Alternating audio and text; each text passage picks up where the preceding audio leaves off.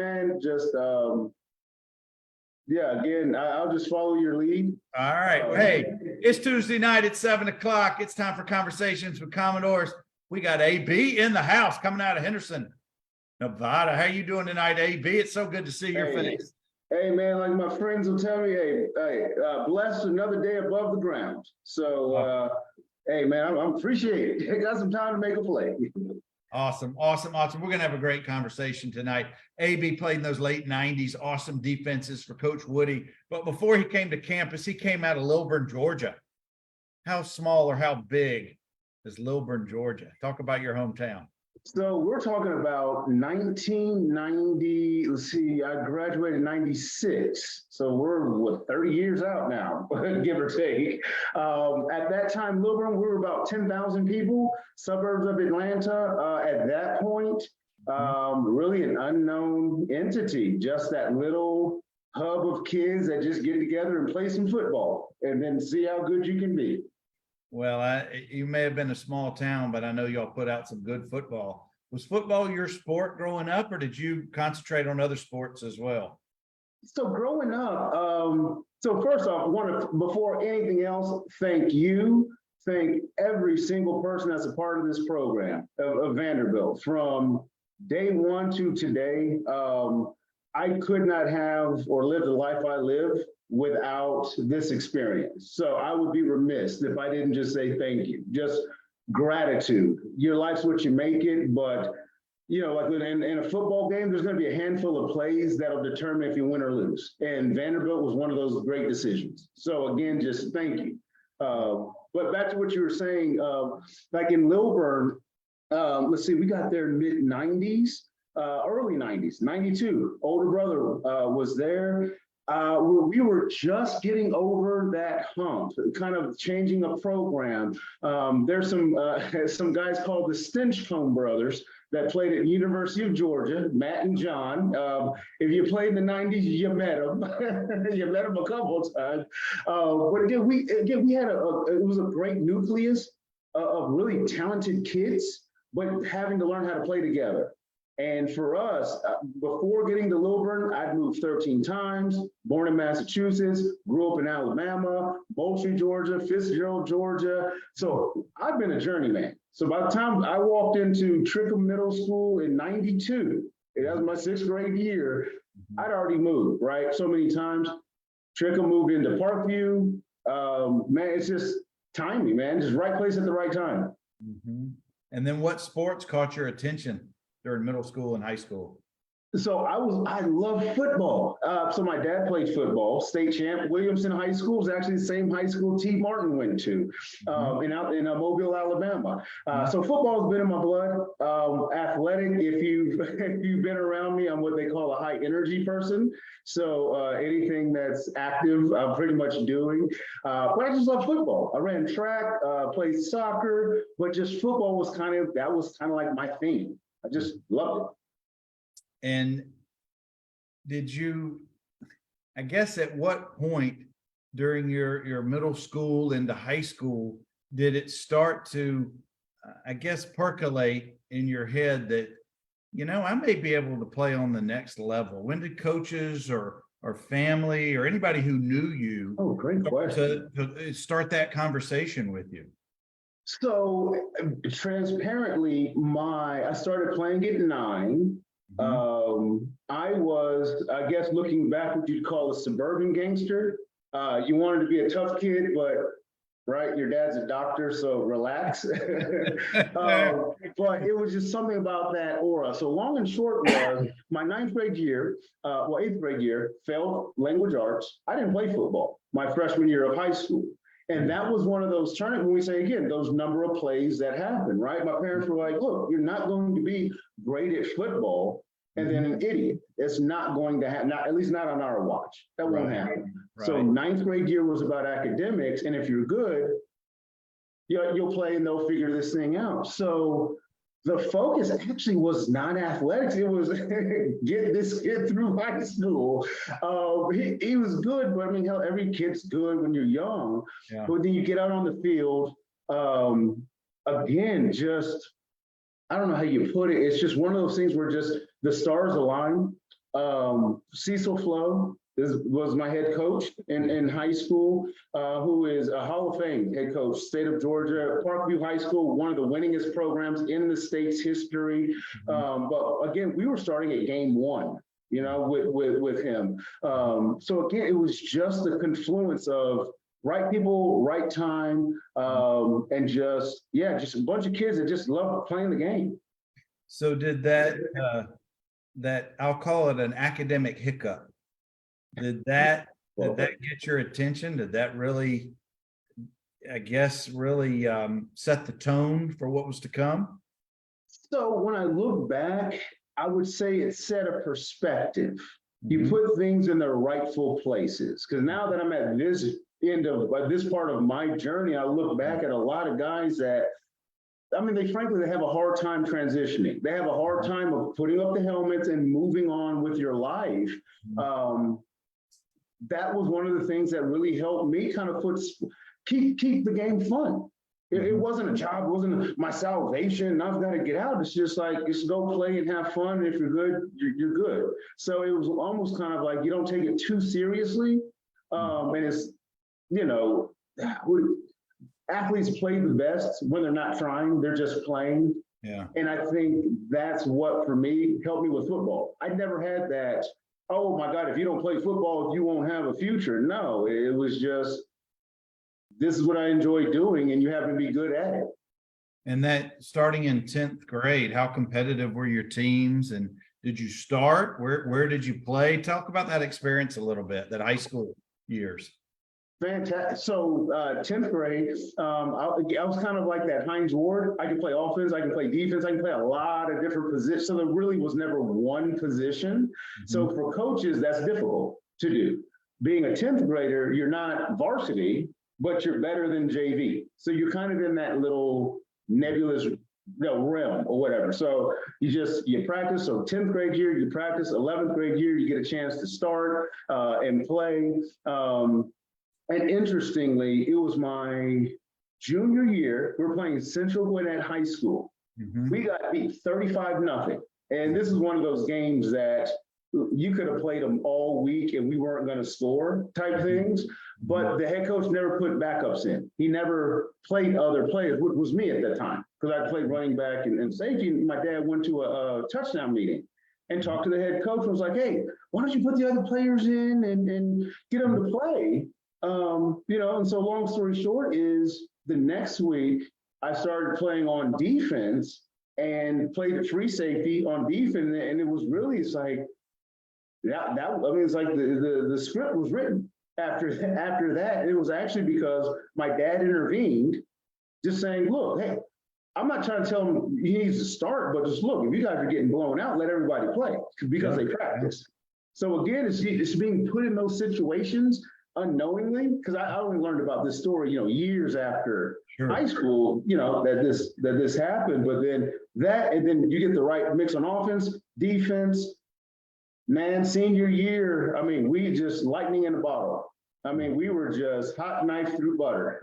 We went 15-1. We lost the state championship game. It was the 20-year anniversary of our high school. And that was the first time our high school ever made it to the state championship. Oh, wow. Who'd you play? Undefeated regular season, went all the way to the state. So just kind of, again, just that type of experience shows you what the game can do. Well, not just for you, but just for others that are watching, for the school, for the community. And that's where you start realizing, wow, this vehicle of football can really affect people's lives. Well, particularly a community of 10,000 or maybe 15,000. It's like the last one to the stadium, turn off the lights downtown kind of a thing. Well, during your junior and senior year, when you get more playing time, get more exposure, when did the colleges start coming around? When were they starting to recruit you? And when did you really think, I may be able to do this on the next level? So my junior year, I got my first recruiting letter from Georgia Tech. So that was the first time of like, oh, wow, somebody noticed you, right? Because I'm not thinking, again, I don't think beyond like 6 inches in front of me. You're in high school, right? You're a dude. Yeah, in the South, in Georgia. It's like, so Yeah. look, it wasn't Plato and Aristotle. Okay. It was, yeah, we were a Wait, little what were their simpler. jersey numbers? Not at all. Yeah. Oh, but that was one of those times where, okay, you're on the radar where people can Yeah. notice you. Yeah, it's like you're actually good. Mhm. But, and again, I'm telling the story kind of in hindsight that, so where I went to school back in the mid-90s in Lilburn, Georgia, my freshman year of high school, we had 8 students of color at my high school of about 2,200 kids. 8 So, total. 8, correct. Wow. And one of them was my brother. Right. So 2 of the 8 were related, right? Yeah. So again, being in that type of environment, which is kind of a microcosm of Vanderbilt, right? Yeah. But just it's a little bit larger, but still smaller on a you know social whole. But again, just that type of environment too, of the racial component, being in the South. Mhm. But my father's a physician. My mother's a nurse. They're not, you know, they're not cleaning rooms. They're saving lives and delivering babies. So I'm not sure, right? It's like, I don't know why you act the way you do, because that's strange to me. So that balancing act, right, culturally, and again, I think that gets to the dimensions and the depth of athletics is in a 10,000 person town in Georgia, right? Again, we're not. This was not MIT's campus, right? We are in Georgia, right? In the red clay, Georgia. But again, there's something that's universal about success, winning, whereas you go through enough crap with people, you start to realize what's important and what's not. Yeah. And over time, you start to see people for who they are. Yeah. And so it's kind of that amalgamation of, I would say in hindsight, of culturally, socially, just everybody working together, because you have talent, but can we work together? And that's what I felt like that senior year was. So when I'm saying, oh, wow, I can play at the next level, I'm just enjoying the time. I'm being present. I'm enjoying the time with my teammates, because I don't know when this is going to end. We're just enjoying this, and we're just good at what we're doing. So we'll let everything else kind of handle itself. But for us, it was just living in the moment and being present. Besides Georgia Tech, what other schools came calling? Oh, we had Mississippi State. I verbally committed to Clemson before my Vandy trip. Duke, Mississippi State, Duke, MTSU, Furman. Trying to think of like the last, that was probably like the last handful. So you had a lot of schools in the Deep South that we're looking at. The thing is, I didn't want to leave for college. Like, I wanted to go far enough away to where your mom's not going to knock on your door. Right. But not so far to where, you know, you're crying in the closet because you miss your house. That kind of thing. Well, AB, we got some Commodores in the house that want to say hello to you. We got Harold Burgess is with us. 2-3, my man. We got Kenny Cole. We got Dwayne Jones. We got AJ McGrew in the house. There's a great story about AJ that actually connects me to the NFL. And we'll get to there. We're going to get back to McGrew in a minute. Yeah. Talk to us a little bit about your team goes 15-1. You have a fabulous first 15 games. You fall short in the state finals. But now it's heavy duty recruiting season, December, January, February. When do you take your visit to Vanderbilt? Who were your hosts? What sold you on the program? Oh, wow. Great question. I had made a decision to not going on a recruiting trip until my high school season was over. Because I've seen a lot of people, they'll leave on a Thursday or Friday after the game, go to a college, and it wasn't fair to my team. Again, it was just the camaraderie that we had.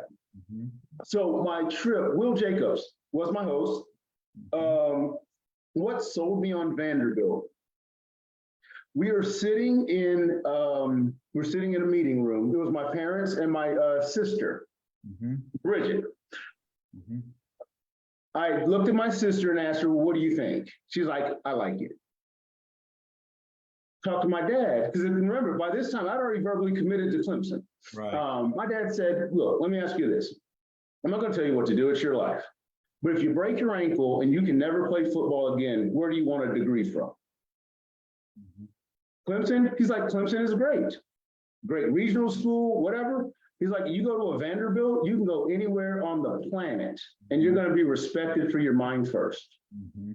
You take it from there. You make your own decision. And from there, it was, again, when we talk about these plays, Mhm. I've heard it that, like Vandy's like that 40-year degree. We can get into that as well. Like, what actually is education, right? Because education is actually a verb. It's not a noun. You got to do something with your education, not just have it. But again, this was the right situation. And if I'm gonna be honest, when Woody, when Coach Wisenhunt, when Perry Fuel, when they come to the house and Woody's sitting there like this, and he's got those 4 Super Bowl rings, and you're kind of like, huh. He's like, I know something about defense. I think we can make you an okay player, right? I'm like, okay, well, he might be onto something. Between the academics, the athletics, have your cake and eat it too. That's what Vanderbilt is. Well, I was going to say, when you've got Coach Woody there, and I don't know who's at your house, maybe your family, your parents, parents with their wisdom and their years of experience, they can kind of see through most, and forgive me, sales pitches. Will. But your dad with his comments obviously was very wise. But is that, I guess, ultimately, when you thought about if football wasn't going to be my long-term profession, was it really Clemson, which you had committed to, versus Vanderbilt, or were there other schools also in the mix? I would probably say the other school would have been Duke. For the same reasons. It's using sports as a trampoline. You realize they're going to use them.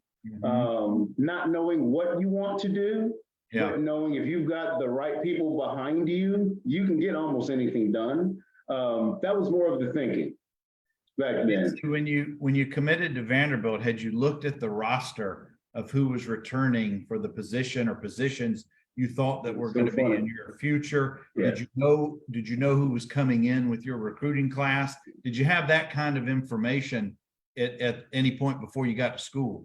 Yeah, so absolutely not. No. And again, this is before the internet, so forgive me, children, right? This is before you can Google it. There wasn't one. But no. Again, it was more the academics. It was the SEC.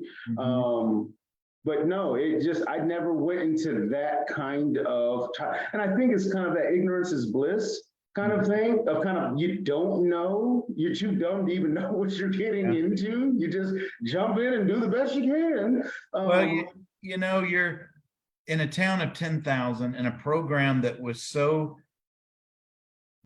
I guess, in the spotlight, particularly your senior year. You're a really, really, really big fish in a small pond coming out of Lilburn, particularly your high school and your community. You get to Vanderbilt, it's the age-old story. We're all big fish leaving our hometowns.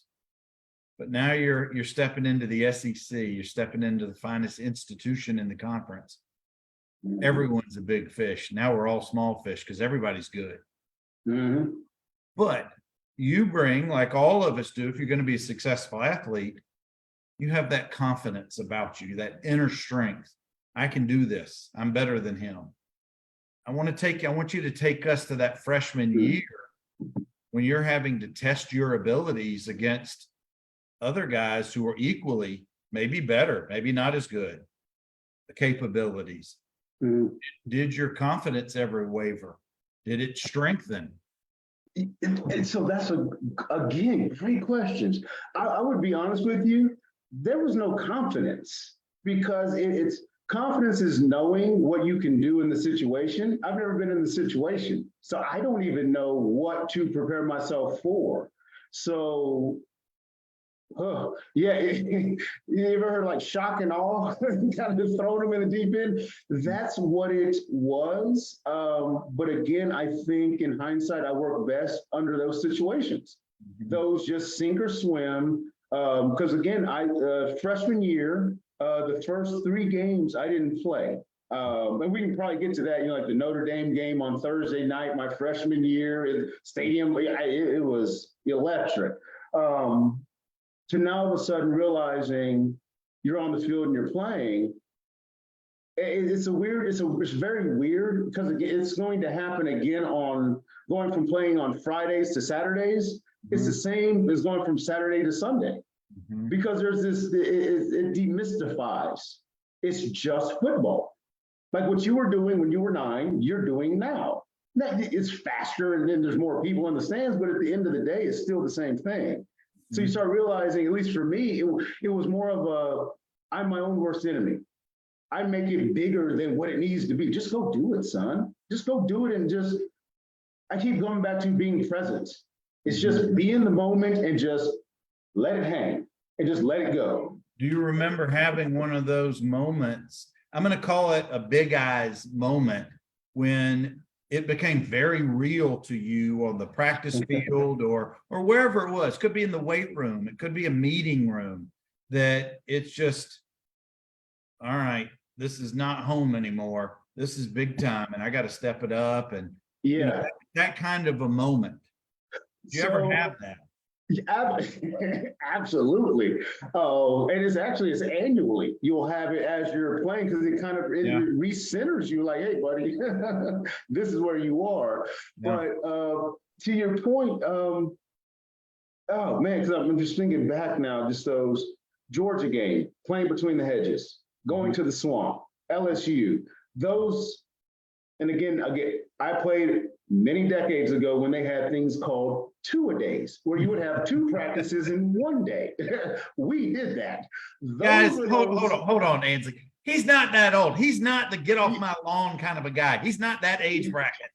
But he did play, as he said, pre-internet. We didn't have easy access to everything. Right. So a lot of things is what I'm hearing from you were new experiences because you didn't have the ability to see what others had been through with the with videotape or YouTube and those kind of things. Yeah, because if you talk to older players at Vandy and they'll tell you about bell buckle, they said they were dropped off and they're like, you can run to camp. Yeah. I'm like, what the heck? They're like, no, they dropped us off a couple miles out and just said, run to camp. Yeah. So everything's relative, right? So, but again, it's that, it just kind of teaches you just to be in the moment. Just you can't think, because listen, when you're burning and those legs are hurt, I'm not thinking about tomorrow. I'm not thinking about yesterday. I'm just trying to get through right now. Trying to survive through the moment. Ainsley, who was, when you got there as a freshman, first of all, what position or positions were they looking at you for? And who were in those positions at the time? Who was ahead of you? Defensive back, safety. So we had Eric Vance, and Darrell Finklin. Rock Batten, Nico safety, Nico was a corner, D. Charlie corner, nickel, Watkins was a safety, T. Banks was a safety, and then there's Don Gallardo came in with, Brooks Collins came in with, and they were all safeties. So I guess in hindsight, my class was safeties because Evans and Finklin were graduating that year, but unbeknownst to me, I didn't. Well, when you were getting there with your class and the ones who were just before you, there was already some exceptional guys on defense. You get there, and again, going back to that confidence that we all have to be a successful athlete, you're competing now for a position that you held, I assume, for 2 or 3 years in high school. What was that like, the competition? Was it fierce? Was it a friendly rivalry? How serious did you take it? Because sometimes you do become good buds with the guys in your position group. Right. And at other times you're you're bumping heads. You're not making friends. Mm-hmm. And to that point, it goes back to when I was being recruited. My dad said, it's like, hey, all these scholarship offers, like it's great, awesome. It feels good. You can only go to one school. You can't go to 9 schools at the same time. So that's which one, right? So saying all that to say, it's like when you're out there in practice, all I can do is practice. Mm-hmm. All I can do is do the best that I can do and let the people who have the jobs do the best that they can do. And you just learn to let the chips fall. But when you're out there, every practice, every rep, you're either going to get better, you're going to get worse. Yeah. And like my dad was saying, so out of high school, kind of backtrack a little bit, I wasn't highly recruited out of high school. When we get back to the cultural dynamics, again, I was a fly in a cup of milk, right? So we had other players. Brett Milliken, fantastic running back, went to the University of Georgia. John Myers, fantastic athlete, went to Georgia Tech. Blake Longnecker went to Middle Georgia. Clint Kelly's a kicker, went to Charleston Southern. So we had a lot of players that were going to other colleges. It's just in those small Southern towns, if you're not kind of in, you're out. Yeah. But people have jobs to do. And when you turn on the tape, it's like, he can get me a promotion. So I will go. And then, so again, I got to Vandy based on the footage. It wasn't the interview. Yeah. So my dad always told me, you never know who's watching you. You just never know. You just go out there, go do what you do. Yeah. And just make peace with it. And just never understood how prophetic those words were. I love your dad's message because it's so pure. Mm-hmm. And I will tell you, AB, from my personal story, I'm from a small Southern town, Dothan, Alabama, southeast corner of the state. It's the pit stop before you get to the beach. We used to live in Gadsden. Okay. So my hometown is a small Southern town. And you're so right what your dad said in that message, because it's not necessarily what you say or how you present all the time. What does the footage say? What does the video say? And that's how I got my scholarship, frankly. But when you're in the SEC and you're in Magoogan and everybody's wanting to play, or otherwise you wouldn't be on that roster. What was your break? What was your time that you were finally starting to get some game time? Was it during your freshman year? So freshman year, Ole Miss, I want to say third game of the year. And what year? What year is this? This is 96, fall of 96. Okay. So that would have been Dow Howard's last year. And I want to pause for just a second. I want you to name, to the best that you can, the starting 11 on defense. Listen to this, guys. Starting 11 on defense my freshman year. Freshman or sophomore year, because it's a legendary crew. Yeah, I'm sitting there. Okay, so I'm trying to think. So if I go Chavis, so Corey Chavis, Eric Vance, Darrell Finklin, Fred Vinson, Carlton Hall, Duncan, AJ, Anthony Jordan, Glenn Young, Shuckman, Jeff Cook was linebacker, Alfonso Harvey, Jason Smith. I said Glenn Young. I don't mean to put you on that much of a spot, but that's some talent right there. Yeah, and even like sophomore year, we're talking about like Jimmy Williams. We're talking about Matt Stewart, Nate. Yeah, I mean, we Lurch. I mean, we had Russian Jones. We had guys that can play. Yeah. We had LT.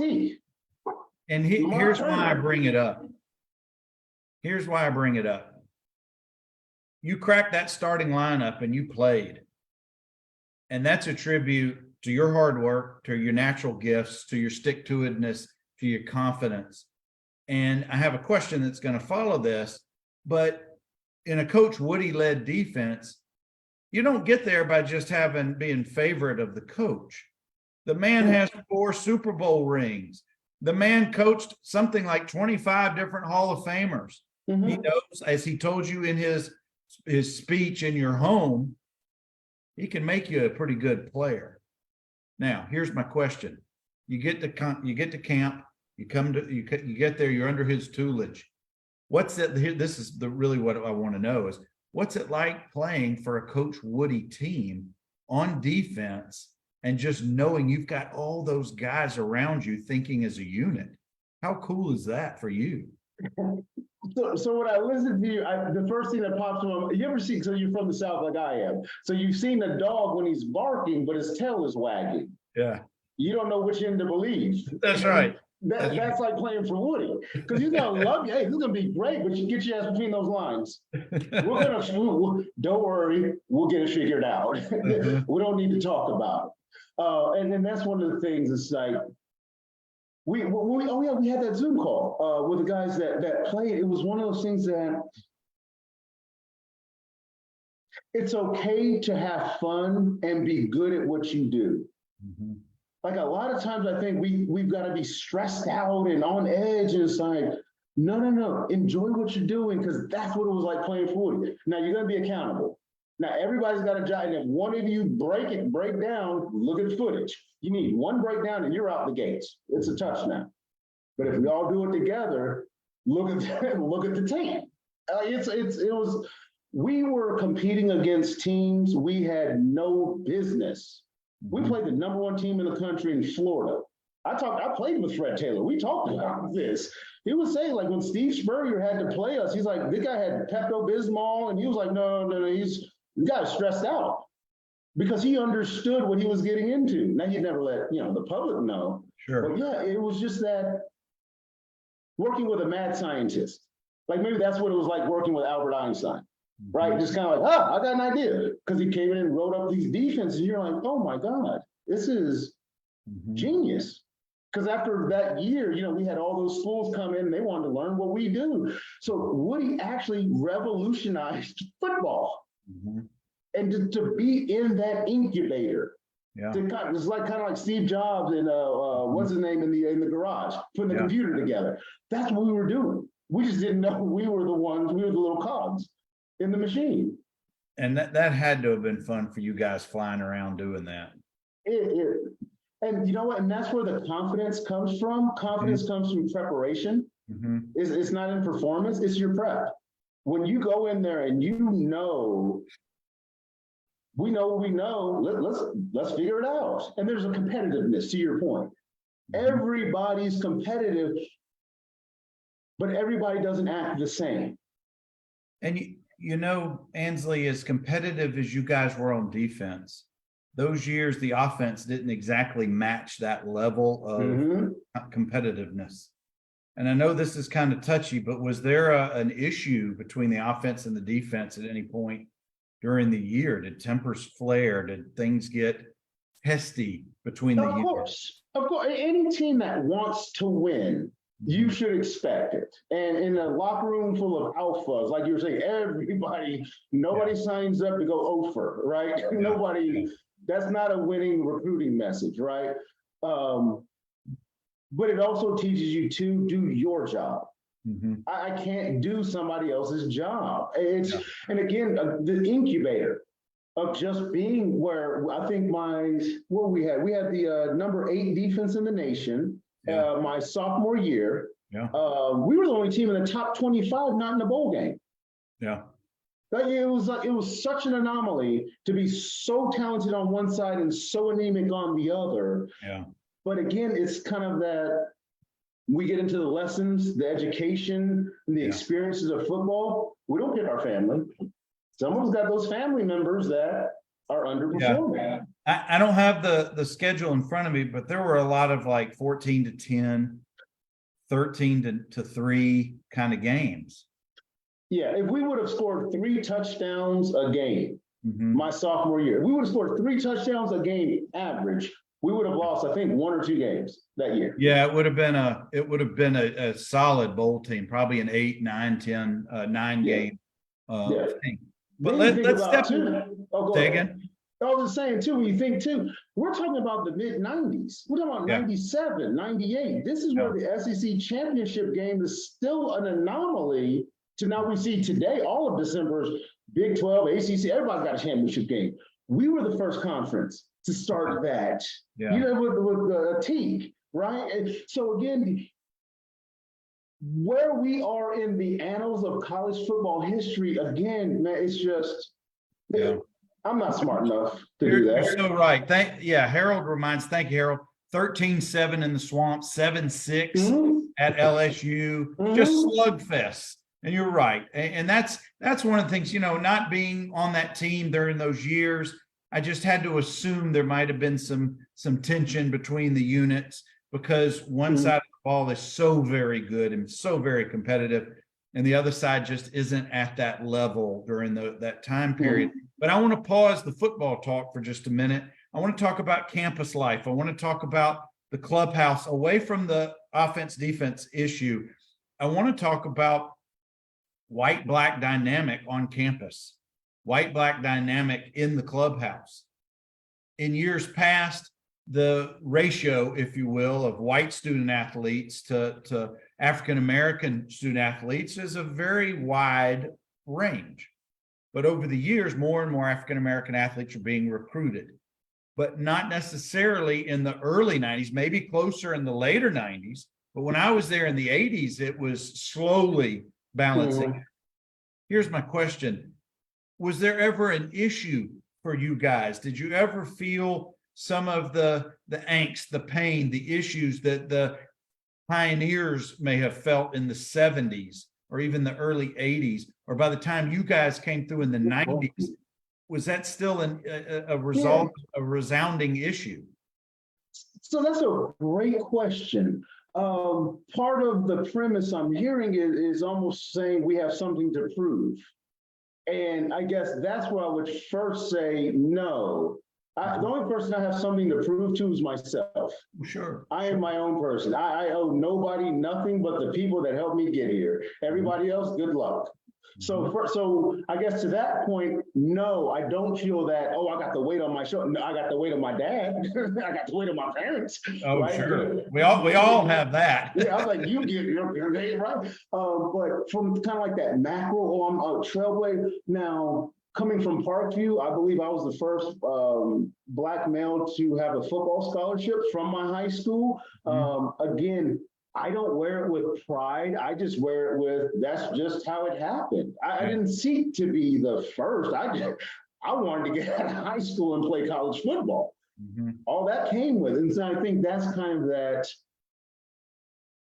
So I guess get background. So my dad's a Marine, went to Tuskegee, HBCU, Historically Black College University, Tuskegee. He was an engineer, worked for NASA, went to Vietnam, was in communications. Got back from Vietnam with communications, who had an average lifespan of 30 seconds. This is what I've learned, because there's no antennas in the jungle. My dad made it back. He came back, he decided to be a doctor. He went from Mobile, Alabama to NYU, became a doctor. I came on the scene in 78. So by that time, my dad's in his second career in medical school being a doctor. So the household I grew up in was not a, we shall overcome. It's a get your ass in the room and get your work done. Listen, right? Hence the ninth grade, you're not playing football experience. And so this is kind of like when you're young, right? Yeah. It's kind of like a jigsaw puzzle. You don't see these pieces connecting. Right. But then the older you get, you finally get on campus. That's where it hit me, to get back to your question. I started to realize my dad gave me every answer before I asked the question. It just took some time to be in that situation. So going to school, it was just more about finishing what I started. It's not proving it. Only person I need to prove anything to is myself. That's just because I've been engaged. I've been in games where in one play the crowd booed and cheered in the same 4 seconds. So you can live your life by the crowd. Yeah. They'll kill you. They'll put you in the grave early. Yeah. So I learned early. He says, you focus on, you do your thing, and just do the best you can. You never know who's watching. So, but to kind of the campus life, to me, it was more of the social dynamics.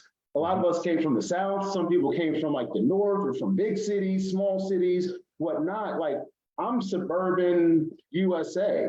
So I'm your typical, high schooler going to college. So again, you gravitate kind of to who you have a lot in common with.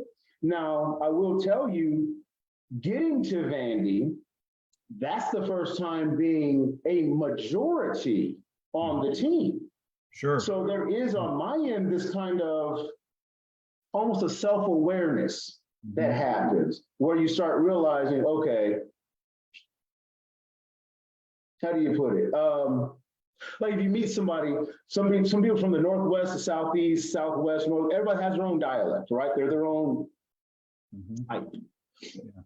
For me, it was always that you're too white to be black because all your culture basically is growing up in this Right. community. Right. But in that community, I'm obviously not white.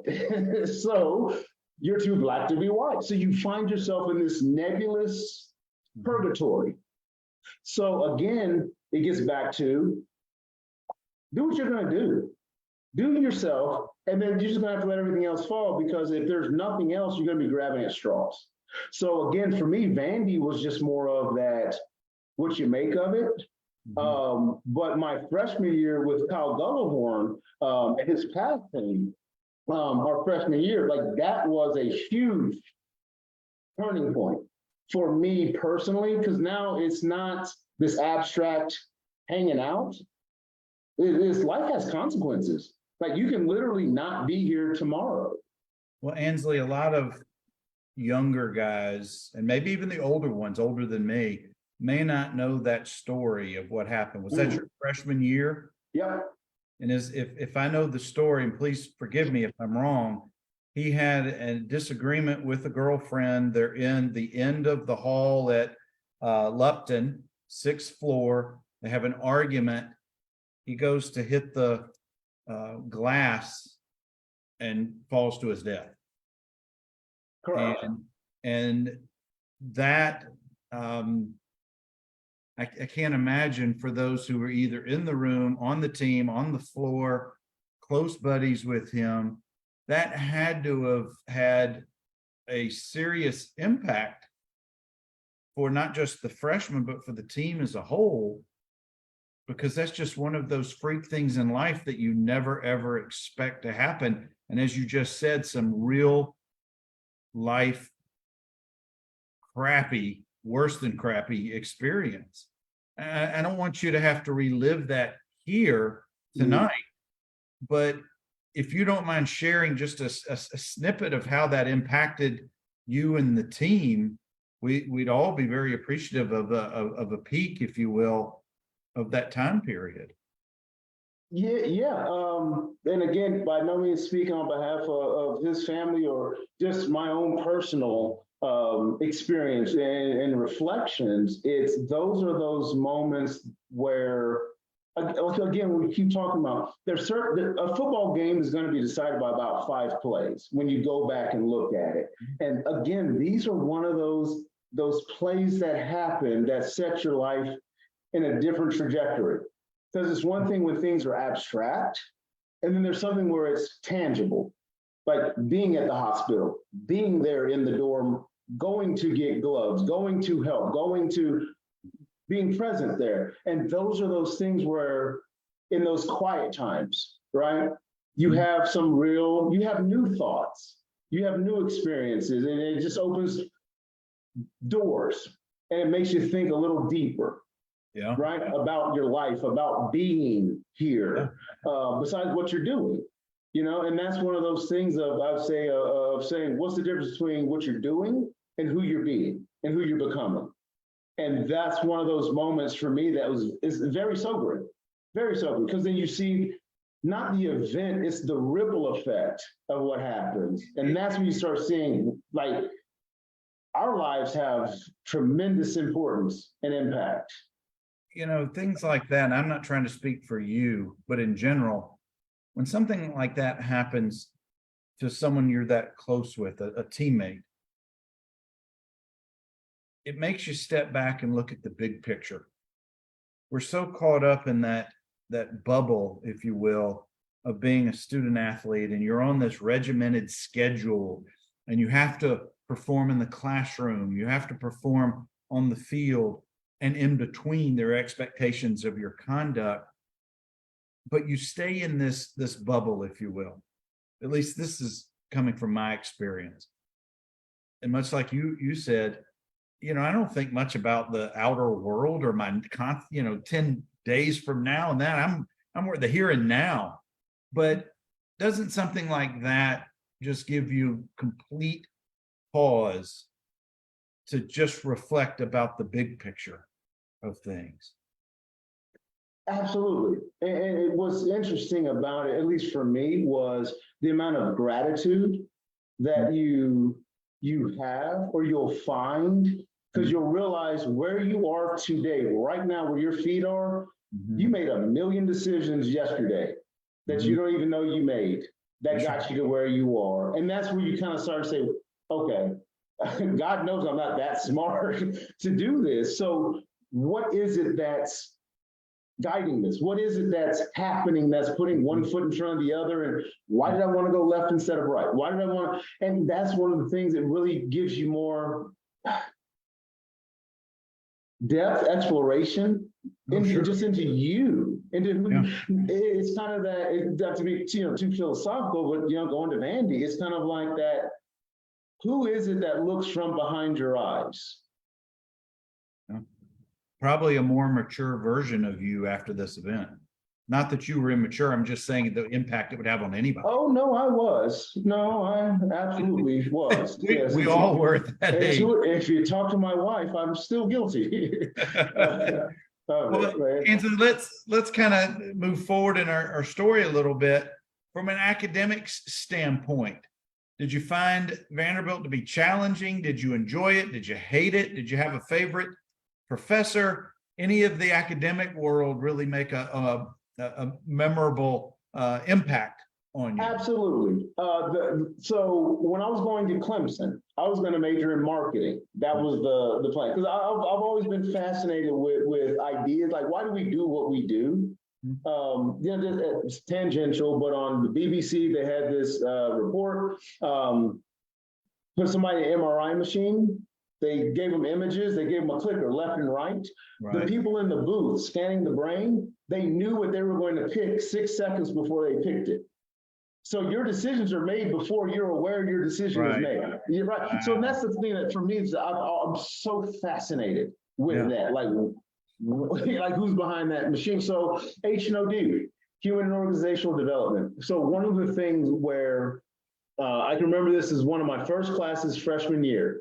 They said, the professor, I can't think of the professor's name, professor was saying, hey, let me ask you this. So when you were in first grade, did you guys raise your hands? Like, yeah. What about third grade? Yeah. What about fifth grade? Yeah. What about high school? Yeah. He's like, you know why? I'm like, no. He's like, it's learned helplessness. We condition you to ask for permission before you do what you're supposed to do. And I was like, I'm in love. I'm absolutely, because you can pull that curtain back and you see the little strings getting pulled. This is like with law. I would assume with you with law, it's kind of that, like intent. Like, how do you actually prove somebody's intent to do something? And you're like, no, there's actually a way to do this. You're like, oh my God. It's like that. It's just realizing that there's this whole industry that's based around what a simple concept. Why do you do what you do? I want to get back onto the field.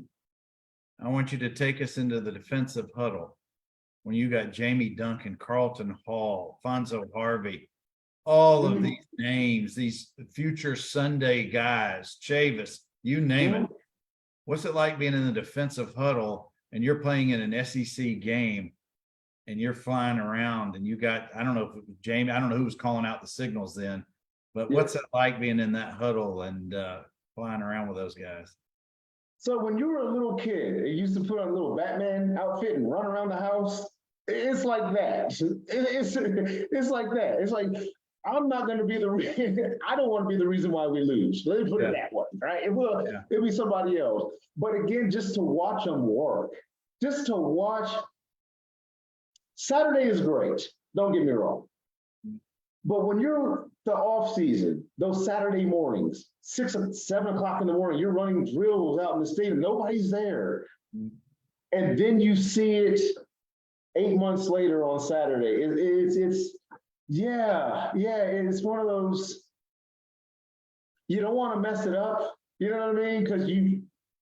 But again, you're still in awe that you're with them. You're doing this. Like, we're doing this. We're painting this picture. This is happening. Like LSU, like all these games, even the pre-games, like before we played Georgia. It's just I don't know how you explain it. It's only if you've ever been in that in a locker room, if you've ever been in that huddle, like 30 minutes before you go out, it's kind of like that quiet before the storm kind of thing, where it's like, do what you do, I'm gonna do.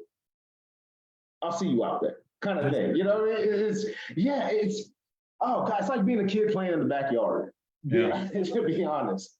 You know, it sounds like at that point, this defense, particularly your sophomore year, was so well versed that you're not thinking, you're doing. You're reacting as an athlete. You're not having to think your progressions anymore, because you know that Duncan's going to be where he's supposed to be. You know that C. Hall's going to be where he's supposed to be. Your guys across the backfield, you're doing your job. And man, that's got to be a beautiful feeling if you're part of that 11 doing that.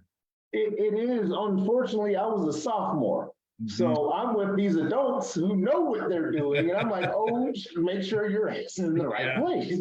But again, no, it gives you that confidence. It makes you play bigger than yourself. So yeah, just to be able to say, I've got footage where it's like, no, we did this. This right there. Don't talk to me. Just turn on the tape. Ainsley, we got Jim Aguiano. We got Wade Pretty, we got Steve Franks, and we got a couple more comments rolled in. Talk to Franks a phone call. Give him that call. Yes. Let's get to the end of your Vanderbilt days, and now you're starting to think maybe the pro level. I'm gonna give that a shot. Maybe I'll get recruited, maybe free agent. I'm not sure yet. I assume you went through all that prep work. And we know that you played for those 4 different seasons with the Jags and the Steelers. Did Coach Woody, certainly that experience had to have gotten you a little bit prepared for life at the next level. Talk about his influence from that standpoint. Yeah, absolutely. So to your point, coming out, that was the 2000 draft, so Tom Brady's draft. So even before we get there, you know, that 99 year, my senior year, we went, I think, 5-6. We were 1 game away from going bowling, and we had like a month to get we were up by 21 on Georgia, Kentucky. There's a minefield, right? To be honest, by the time I had finished that in November, we just didn't get it done, period. It's just the drain it has on you. I was at a point where it's like, look, you put your blood, sweat, and tears into it. It just is what it is. Make your peace with it. And this gets back to AJ McGrew. I can remember talking to him, because at that time we just did not know. Like, this is again like one of those times where the first time in your life what do you want to do? Before your whole every day is structured for you. You get one chance to do this. You either have the pain of preparation or the pain of regret. You just don't want to live the rest of your life saying, what if? So let's go and do it. So that's what started the prep to go pro. And so long story short is, day of the draft, got 2 calls, one from the Rams, one from the Steelers. Went to Pittsburgh because they didn't draft my position. The Rams did. And when you talk about preparation for the league, you get the playbook and you're looking at it and you're like, okay, you call it different things. Right. But the schematics and what you're doing, I've been doing this. I absolutely understand changing direction, changing the calls. That's easy.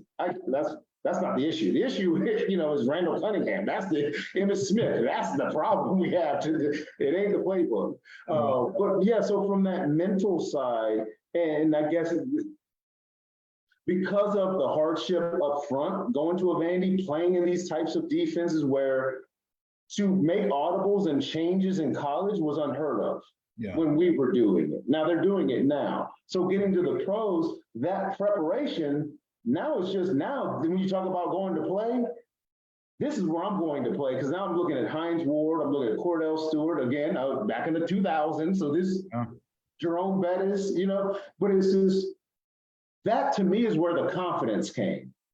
To me, it's like the old shit was confidence because you better get up to speed, but now when you get here, it's like, no, I can do this. Now, can I do it at this level? Well, let's go see. But that to me is where confidence happened, was in the league. You know, I talk about this often in these conversations that none of us want to talk about. It's when our playing days have come to a close. Rarely do we get to call that shot. Rarely it's getting to retire, if you will, as a professional athlete. In college, your eligibility just runs out. It is what it is. A lot of guys are, knock on wood, are healthy and get to play all the way through their years. Other guys, a lot of them, injuries in those days. But they all, what is it? Mother Nature is undefeated. At some Absolutely. point, Yeah. at some Father Time point, is our undefeated. competitive days Absolutely. Yeah. come to a close. When it was time for you to retire at the end of your NFL years, was that a hard decision for you? Was it one that you really knew that it was time to close that chapter, or did you go kicking and screaming, or what was the part of that process for you? Yeah. Again, great question. September 12th, 2004. I was playing for the Steelers, playing against the Oakland Raiders. Playing safety. So even to give you a background again of the pro career, 3 years. So started with Pittsburgh, my rookie year, was released after my freshman year, rookie year. Next 2 years was in Jacksonville with Tom Coughlin. When Coughlin got released and Del Rio came in, I got released. So in 03, I actually retired from playing because I'm 3 years in, going on my third team. Because I'd actually signed with Buffalo. But at this point, I'm mid-20s, and I'm trying like, how do you live a life? Like, how do you actually start to budget and plan and then get yourself together? So in 03, the business of football retired me. So, and that's what I realized was the business of football. So came out of retirement, signed back with the Raiders signed back with the Steelers in 04. Fourth quarter, first game of the season after you remake the team after retiring, right? The 1/10 of 1%, you did it twice, right? Right. Tore my hamstring from my pelvis. So in order to retire, no, it was it was a decision made for me. But I will tell you this. It's like, in all honesty, it's like I literally played my ass off. And I can say it with I got the stitches to prove it. So I'm not trying to laugh. Ainsley, my junior year, I did the same thing at Vanderbilt. Not to the extent that you did, but it was, 30 plus years later, I still have bad hamstrings. How are your hamstrings? We're running and we're stretching daily. Yes. No, you don't know, buddy. This thing tightens up. It'll set you out. Yeah. Your lower back goes, I hear you. That's not a problem you want. All right, we're going to make a big jump. Gotcha. From the career-ending hamstring to being a published author. How did you become a published author? I wrote a book. Can I quote you on that? Yeah, we're not here, right? And go on, right? So I live in Henderson, Nevada. So this is suburbs of Vegas. Oh, and we're going to get to the Vegas game week in a few minutes, but keep it. But this ties into the book and how the book got written. So one of the things I realized was there's no age, right, to being anything, right, in business. So we moved out here to Vegas from Jacksonville, Florida. So for the first 6-8 months, I didn't work because we moved out because of my wife. She had a promotion job. So we said, all right, we're going to just, because I'm from the South and we live in Las Vegas. So yes, we all think the same thoughts, right? Yeah, I'm not living in a casino or a strip club with daughters, right? So during that time, wrote a story, and my daughter likes to draw. So I wrote a story called The Kangaroo That Never Learned How to Jump. And I had my daughter draw the pictures for the story. So now she's an illustrator. So writing that first book was actually to make my daughter a published illustrator in the 3rd grade, because now you can get her book in Amazon. And this will be here for the rest of her entire life. And she won't even remember she did it, but she'll have this going forward. But the story itself, The Kangaroo That Never Learned How to Jump, it's just, it's basically, it's it's a fable, like Aesop's fables. So when I got done playing, I taught for 8 years.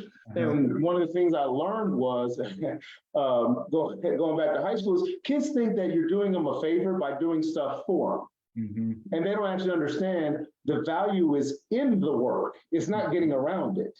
Yeah. And that's what the story kind of is about. The little kangaroo never learns how to jump. He's so pretty, he wants to be in that couch and everybody wants to hang out with the kangaroo, and I'm so special. Then you get too big to ride in the pouch. Now you got to learn how to jump on your own. Yeah. But you never got strong because you never jumped. So you spend the rest of your life with the older kangaroos because your legs aren't strong enough to hold you. So the whole moral is, right, do your work. Yeah. If you want to go get what you want, do the work to go earn it. Don't, so whenever somebody wants to do something for you, no. I'd rather do the work. Because if you can teach that small little life skill, the payoffs are exponential. The other thing that you've taught your then third grade daughter is about passive income. She may be the youngest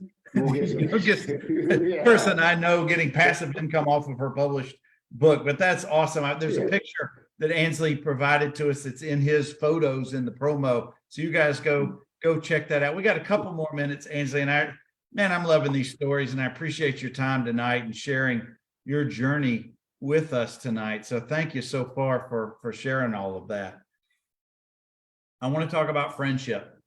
I want to talk about camaraderie. I want to talk about those teammates, whether they were the guys in Lilburn or the guys at Vanderbilt or the guys playing in the pros. Each one of those groups of guys, you can take back, I assume, mentally to that time period, and you've got specific events, stories, memories with them. How important are those memories? How important are those friendships as we get older for you? Oh, they're vital. They're critical. They're absolutely critical. We have to understand that as college athletes, regardless if all conference or you didn't even play, if you went to college on a college scholarship and you're playing sports, you're different. You're just a different person. And it's not judgment against society. That's not, it's just more of an appreciation for those folks that have that it factor. I can't explain what that is, but you know as well as I do. You've got some friends that you can go anywhere. It just doesn't matter. They have that thing in them that attracts. People just hover to them. Yeah. And so these are the people that help me, one, realize I'm not crazy. And especially when I started thinking like with football, like the CTE, and especially playing in the league, and I was a safety, and like my career was hitting folks, right? And it's just saying, you know what, I'm not invincible. These people, these relationships help remind me too of who I was and actually who I am. Because a lot of times in life, we get in our roles and we get in these lanes of work is a thankless job. If you're a father, it's a thankless job, right? If you're a father of daughters, it's a double thankless job, right? But they help remind you, right? And they're the ones, it's almost like wine, if I think about this. It's like every year that goes by, I appreciate these relationships more than I did when I was younger. Because when you're young, you don't appreciate, you don't even know what you're going through. Yeah. But being able to call like Lurch, right? He's got kids, I've got kids, and just kind of that whole, you get it. It's like you're on the phone, you're in the background. It's like, oh, you get it. You're like, you're trying to balance the same and keep your head on straight like I am. But again, we have that equity with each other. And that what helps me just keep moving forward. When you're with those guys, how quickly do the laughs come? Man, it's and that kind of gets to the UNLV Vandy weekend, man. It's just one of those, you're comfortable in silence. That like there's very few people you can all sit together. You don't have to say anything, but you gotta just sit down together and you're just, or yes, you have something that's just going to make you laugh so hard that your stomach hurts and you start crying. Well, Yeah, yeah, they're almost talking like glitches in the matrix. That's Yeah. what they are. They're the ones that were like, don't you, no, no, they're like, Bernard, look, I don't care if you're a lawyer or what, Yeah. come here. And we need that. We Yeah. need that. We that absolutely calibration. need it. Absolutely. That's why I love these conversations. You and I don't know each other other than we've talked a couple of times and tonight. And I feel like you were my teammate back in the day. I feel like I've known you. Yeah, absolutely. And that to me is that magic. That's that.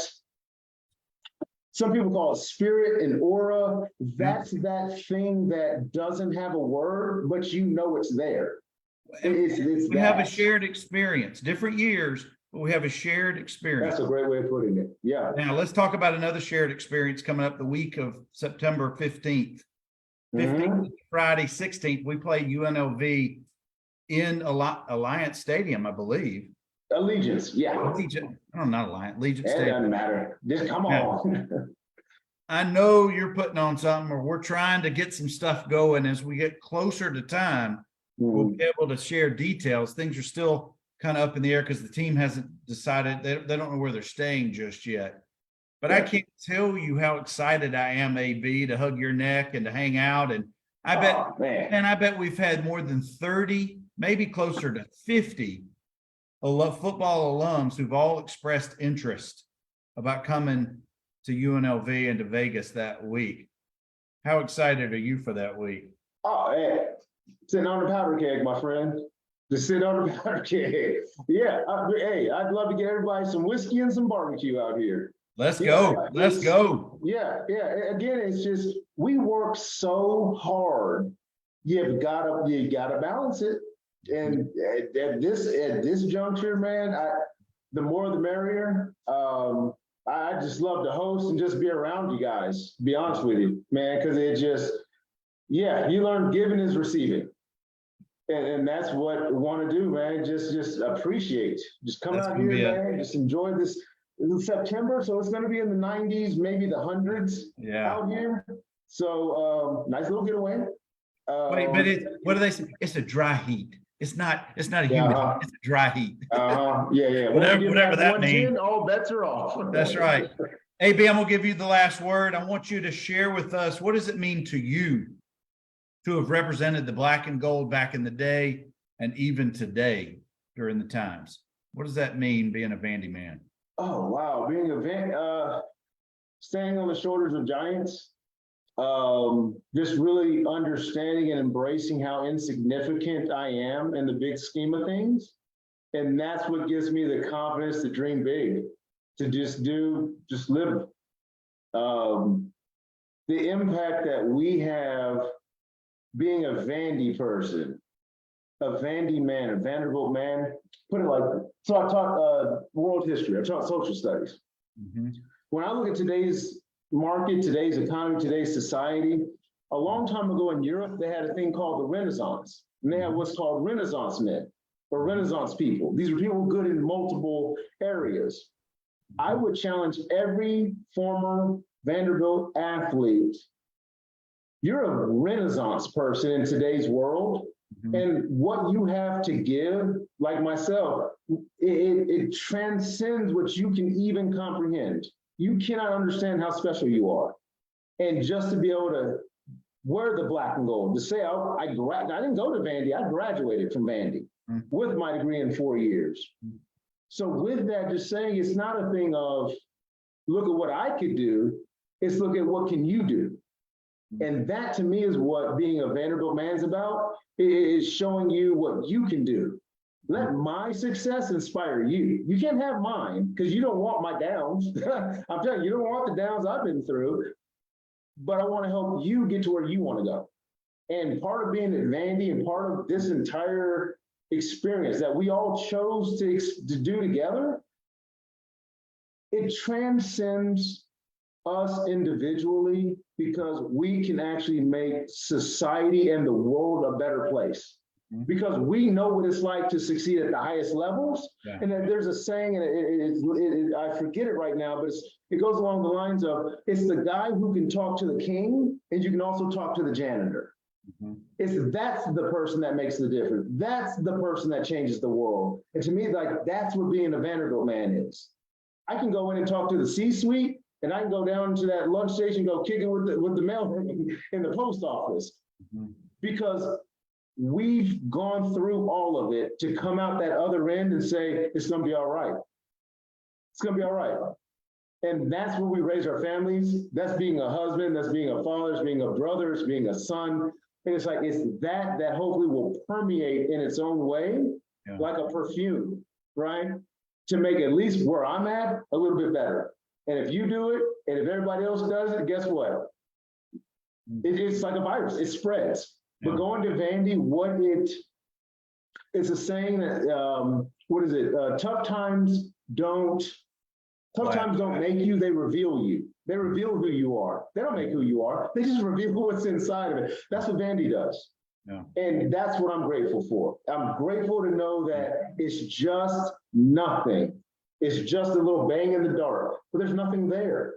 Because Vandy taught me, turn the damn lights on and go look, go after it, because it's not gonna hurt worse than Saturdays. I can tell you that. Oh, AB, just such beautiful words and sentiments. But you know what we all are, each of us on this show, each of us who've been part of this program back in our days of eligibility and going forward, is we're all puzzle pieces in the big fabric or the big puzzle of the Vanderbilt program. And that's why I was looking so forward to you coming on tonight. And I learn something every single time I do these, every week. So again, Bud, I want to thank you for your time, your generosity, sharing your story, your experiences. It fills my heart to have these kind of conversations. So thank you. Absolutely, and thank you. Thank you for what you do. Because again, like we were saying earlier, it's like, we're not in LSU, we're not in Alabama, we're not a nationally followed, but the guys that matter, and these stories do too. And it's always been a small collection that make the biggest change. And that's what I see that you're doing. And that's why I agreed to be on it, man. It's just the consistency, the authenticity, the fact, the only thing you want to do is just share our stories. So to allow me to be a part of your catalog, thank you. Just thank you so much for just thinking that I've got crap to say that somebody would want to hear, because I'm used to not being listened to because I'm a dad. So I'm sorry. Go ahead. AB, I am so looking forward to seeing you in a few months. Absolutely. Thank you again, guys. Keep coming back every Tuesday. Anchor down. Absolutely. Thank you, my